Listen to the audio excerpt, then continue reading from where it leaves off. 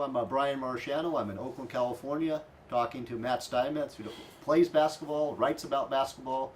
Pretty much, basketball is his life, and I couldn't be more happy to be here. How you doing, Matt? It's been way too long. Doing great. How are you? What do you got in your hands? Yeah, exactly. This right to it. See, Matt, right here.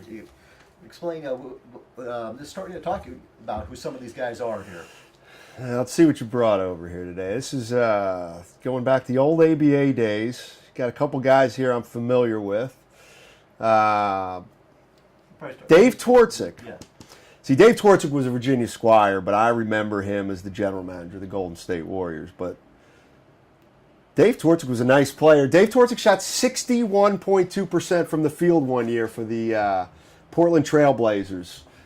You want to talk about Joe DiMaggio type records? That's one, because there's no way a guard in this day and age is going to shoot over 61% from the field. That's what I remember about Dave Twardzik is he killed the Sixers growing up in the mid '70s in the correct in the NBA Finals. It was you guys won the first two.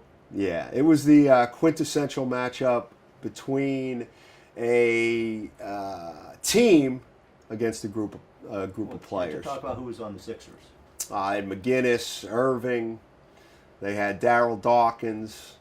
They had Steve Mix. They had Henry Bibby. World Be Free. Darryl Dawkins. How many basketballs did they have? That was the problem. They only had one. But that was the year, obviously, the Sixers had McGinnis and Irving, and everybody thought that they were going to win it. And here came the Trailblazers with a great team of Walton and Maurice Lucas, Twardzik, Bobby Gross, I remember, Larry Steele.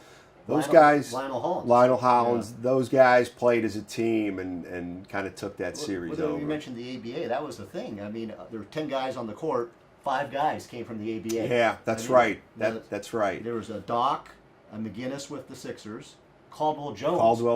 Sewell. We started with the San Diego Conquistadors in the ABA. That's nice. Maybe we'll pull out a card of that later. And then there was the obviously Maurice Lucas was the Spirit of St. Louis. Correct. And Kentucky Colonel. And then we talked about Dave Twardzik. But no, they won the first two, and then it was Blazer Mania. They won 4 straight.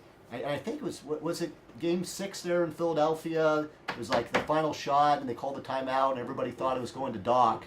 And it was McGinnis. McGinnis took the shot. And missed it, yeah. George McGinnis, one of the strongest men in professional basketball history, for sure. Started with what? I think it was the Indiana Pacers. And let's see, right here. George, hold that one up. George McGinnis, all-star, but he started with the Indiana. Well, the other thing is that the Sixers had McGinnis and then came Irving, and the question all along was how those two guys were going to play with each other. And they did it. They traded McGinnis for Bobby Jones. That's correct. And then the Sixers ended up winning a title. But a few years later. Correct. Moses Malone. That's correct. Yeah, it's important. One distinction you have to make, especially to Julius Erving fans, is that he never won an NBA title till Moses Malone got there. Right. Moses Malone, if you watch that team, was the MVP of that team, not Julius Erving. The other guy who doesn't get much, Andrew Toney. Andrew Toney. One of the most interesting things I heard about Andrew Toney was I saw a documentary one time, and they asked Larry Bird who the greatest defensive player he had ever gone up against was, and I figured he'd say Michael Cooper. Right. But he said Andrew Toney, which I thought was strange because Toney was never a guy who would guard Larry Bird, because Toney was a guard. But I always meant to ask Larry Bird about that. So if I ever run into Bird, I got to ask him about that. I thought it was fascinating. Andrew Toney was the closest thing to unstoppable.